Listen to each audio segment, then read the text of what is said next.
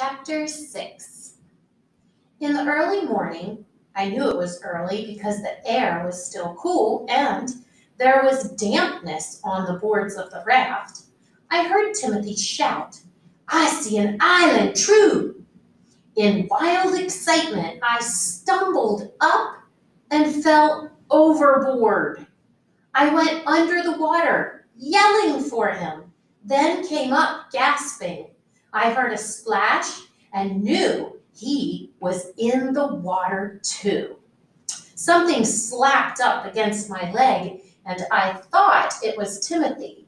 I knew how to swim, but didn't know which way to go, so I was treading water. Then I heard Timothy's frightened roar, "Sharks!" and he was thrashing about near me. He grabbed my hair with one hand and used his other arm to drag me back toward the raft. I had turned on my face and was trying to hold my breath. Then I felt my body being thrown, and I was back on the boards of the raft, gasping for air. I knew that Timothy was still in the water because I could hear splashing and cursing. The raft tilted down suddenly on one side. Timothy was back aboard. Panting, he bent over me. He yelled, "Damn fool man, I told you about the shark." I knew Timothy was in a rage. I could hear his heavy breathing and knew he was staring at me. "Shark all around us, all the time," he roared. I said, "I'm sorry." Timothy said, "On this raft, you crawl, young boss. You hear me?" I nodded. His voice was thick with anger, but in a moment, after he took several deep breaths, he asked, "You all right, young boss?" I guess he sat down beside me to rest. His breathing was still heavy. Finally, he said, "Man, die quick out there." We'd both forgotten about the island. I said, "Timothy, you saw an island." He laughed. "Oh, yes, the island. There it is." I said, "Where?" Timothy answered scornfully. "There, look, man, look." Angrily, I said to him, "I can't see." He kept forgetting that. His voice was low when he said, "Yes, young boss, that be true. In all this harassment with the shark, I did forget." Then I felt his hands on my shoulders. He twisted them. "That direction, young boss." Straining to look where he had me pointed, I asked, "Are there any people on it?" "'Tis a very small island, outrageous low." I repeated, "Are there any people on it?"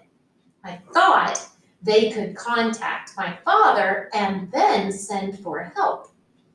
Timothy answered honestly, "No, young boss, no people. People not be living on the island that has no water." No people, no water, no food, no phones.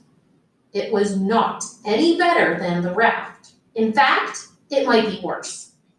"How far away are we?" "About 2 miles, Timothy said. "Maybe we should stay on the raft. A schooner will see us or an airplane." Timothy said positively, "No, we better off on land. And we drifting that way. The tide be running with us." His voice was happy. He wanted to be off the sea.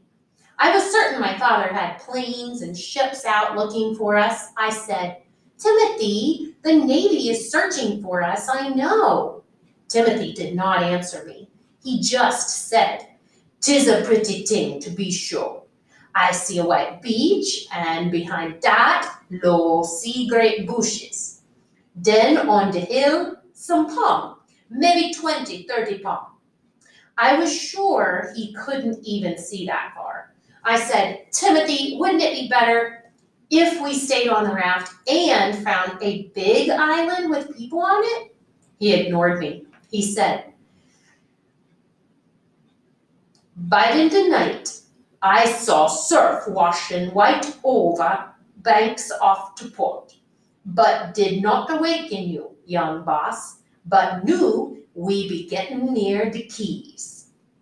I said, I don't want to go on that island. I don't think there was anyone on earth as stubborn as old Timothy.